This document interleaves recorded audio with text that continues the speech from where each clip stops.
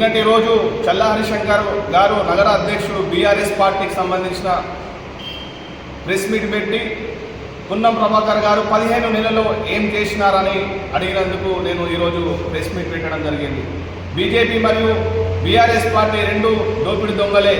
10 సంవత్సరాలు తెలంగాణ రాష్ట్రంలో అధికారంలో ఉన్నప్పుడు బీఆర్ఎస్ పార్టీ రాష్ట్ర ప్రజలను మోసం చేసుకుంటూనే కాలం వెళ్లదీసింది. కేంద్రంలో అధికారంలో ఉన్న బీజేపీ కనుసంధానంలోనే తెలంగాణ రాష్ట్రం అధికారం కొనసాగించింది. బీఆర్ఎస్ రాష్ట్ర ప్రజలు మోసం చేసుకుంటూ రాష్ట్రాన్ని దోచుకుంటూ కొనసాగించారు. కరీంనగర్ బీఆర్ఎస్ నగర అధ్యక్షుడు చల్లా హరిశంకర్ మతిసీమితం లేదని నేను అంటున్నాను. రాష్ట్రం రవాణా బీసీ సంక్షేమ శాఖ మంత్రి పున్నం ప్రభాకర్ గారిని విమర్శించే స్థాయి చల్లా హరిశంకర్ గారికి లేదు. 10 సంవత్సరాలు బీఆర్ఎస్ ప్రభుత్వం అభివృద్ధి పేరుతో అవినీతి జరిగిందని చల్లా హరిశంకర్ గారు ఒప్పుకున్నట్టే. కాంట్రాక్ట్ దగ్గర కమిషన్లు తీసుకొని భవనాలు ఇంటి నిర్మాణాలు చేసినారని ఒప్పుకున్నట్టే. స్మార్ట్ సిటీ పేరుతో అభివృద్ధి ముసుగులో కరీంనగర్ను అవినీతి కరీంనగర్గా మార్చిన ఘనత బీఆర్ఎస్ ప్రభుత్వందే. ఈరోజు మంత్రి పున్నం ప్రభాకర్ గారి గురించి మాట్లాడడం అస్పష్టంగా ఉంది. పుట్టిన గడ్డ ఆయన కరీంనగర్కి లా కళాశాల 70 ఎలక్ట్రికల్ బస్సులు తీసుకురావడం జరిగింది. మెడికల్ కాలేజీల కోసం ఆమరణ నిరాహార దీక్ష చేయడం జరిగింది. ఆ ఘనత పున్నం ప్రభాకర్ గారికే దక్కుతుంది. ఇది తెలియదా? ఈ విషయం చల్లా హరిశంకర్ గారికి కనబడం లేదా? 10 సంవత్సరాలు బీఆర్ఎస్ అధికారంలో ఉండి మీ నాయకుడు మాజీ మంత్రి గంగుల కమలాకర్ గారు కరీంనగర్కి ఏమి చేసినారు? బీఆర్ఎస్ ప్రభుత్వం విద్యార్థులను మోసం చేసింది. ఫీజు పేమెంట్ బకాయిలు కూడా మీరు పూర్తి చేయలేకపోయినారు.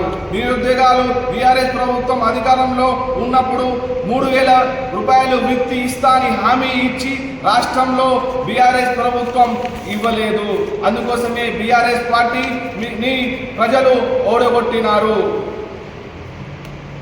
అభివృద్ధి పేరుతో నిధులు నియామకాలు ఇస్తా. అభివృద్ధి అంటేనే నిధులు నియామకాలు, కనీసం ఇవి కూడా మీరు చేయలేకపోయినారు. మీరు పేదవాళ్ళకు రేషన్ కార్డు ఇచ్చినట్టయితే ఈరోజు కాంగ్రెస్ ప్రభుత్వం ఇస్తున్న పథకాలు వాళ్ళకి అర్హులకు కూడా అందలేకపోతున్నది. ఇది మీరు చేసిన ఘనత. పేద ప్రజలకు కూడా మీరు పట్టించుకోలేదు.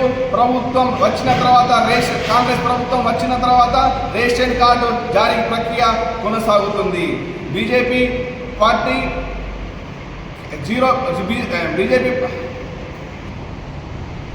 మా కాంగ్రెస్ ప్రభుత్వం 0 కరెంట్ బిల్లు, 500 గ్యాస్ సిలిండరు, మహిళలకు ఉచిత బస్సు సౌకర్యం కల్పిస్తుంది. అభివృద్ధి కాంగ్రెస్ ప్రభుత్వంతోనే సాధ్యం. ప్రజలకు కేంద్రంలో ఉన్న ప్రభుత్వం బ్యారెల్ రేటు పెరగకపోయినా పెట్రోల్ రేటు మరియు డీజిల్ రేటు పెంచడం అనేది జరిగింది.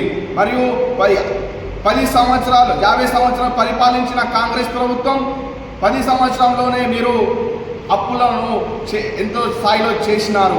కానీ సంవత్సరంలోనే మీరు 2 కోట్ల ఉద్యోగాలు ఇస్తానని హామీ ఇచ్చినారు నిరుద్యోగులకు. అది నెరవేర్చలేదు.